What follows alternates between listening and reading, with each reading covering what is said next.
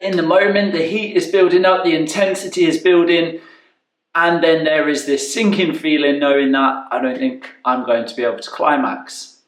In this video, I'm going to be sharing with you 3 climax killers so that you know what causes us to not climax and ultimately so that you can avoid it. If you find this video helpful today, in the bottom right, if you haven't already, there is a button that says subscribe. Click on that button so that you can get the latest new videos and tools as I share them. When we're not able to climax, it feels embarrassing.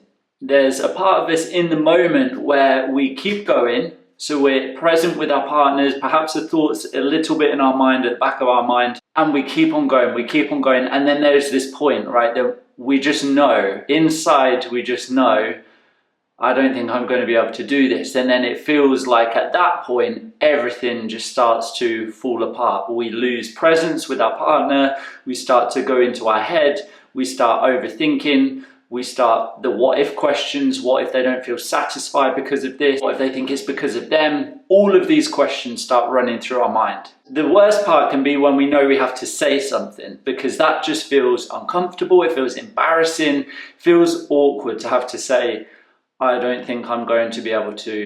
And this is just in the moment.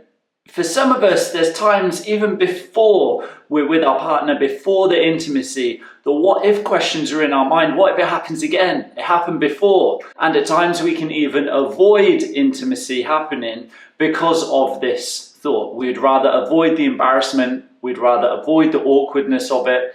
So we think, what's the point? What's the point in starting something that I'm probably not going to be able to finish again?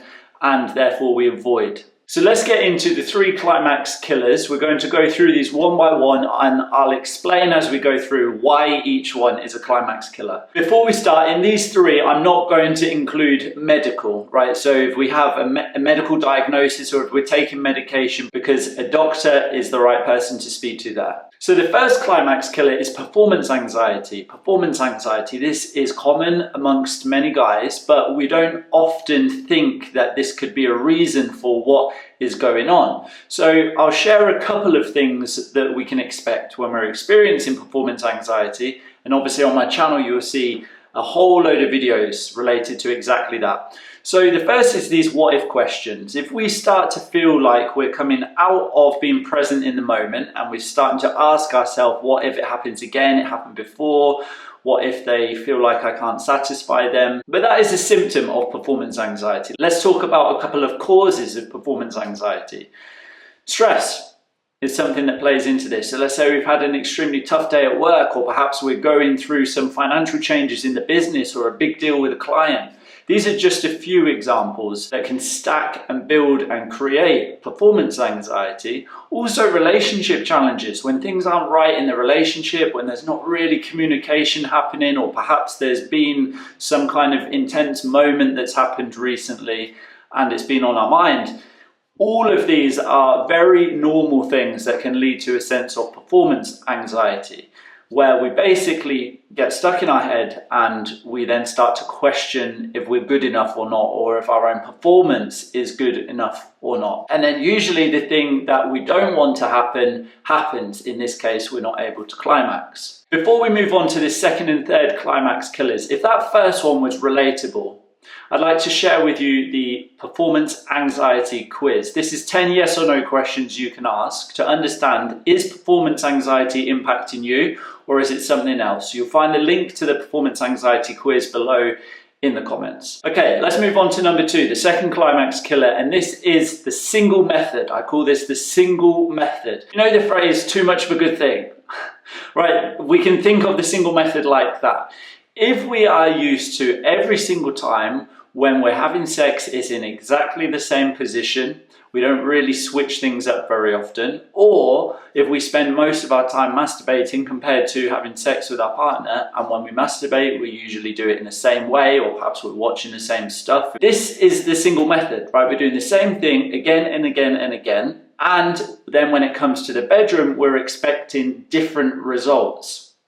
So what does this mean, and how does it relate to being a climax killer? Doing something that doesn't have exactly the same kind of sensation, or when someone else is doing something to us that doesn't have exactly the same kind of sensation, we then start to slip into our mind and think, oh, this is not really working, I'm not really feeling it as much. That can lead us to not climaxing. So what we want to do instead of the single method is, of course, switch things up. Whether that is, and I'm a big fan of this, but it takes courage to do it, having an open communication with our partner to just say, how do you like it? And we have to lead, by the way. We must ask them first. So when we're doing it to them, if it's oral sex or full sex, what do you like? What feels good? Does it feel good when I do that? What's your favorite position? What's your favorite pace? These kinds of questions. And we don't do that, their favorite thing all the time.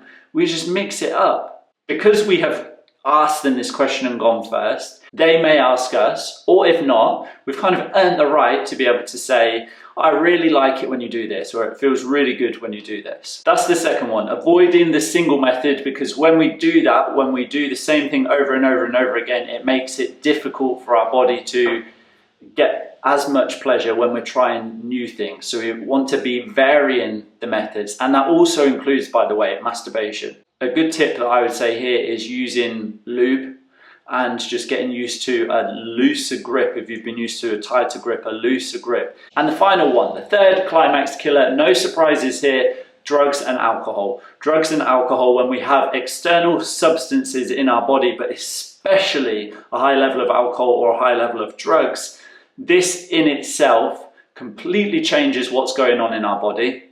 Take alcohol, for example, it thins our blood, so it's changing the normal flow of our blood, and it just makes it more difficult. If we are expecting ourselves to be able to reach climax and we have a significant, medium to significant amount, it's different for each person, but a medium to significant amount of alcohol or drugs in our body, we can expect some kind of challenges there. And then the issue that comes with that is we kind of put the alcohol and drugs to one side and we think that it's our fault. We think, oh, it must be me. There's a problem with me. Why can't I get this right? Why can't I do this?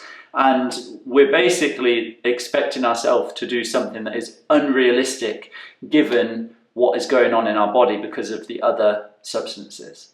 Okay, so they are the three climax killers. Make sure that you avoid these things. And number one, the performance anxiety one in particular, if you can relate to that, a reminder that in the comments below is the performance anxiety quiz. When you click on the link, it will take you straight to the page where you can answer those free 10 yes or no questions and you will see your score.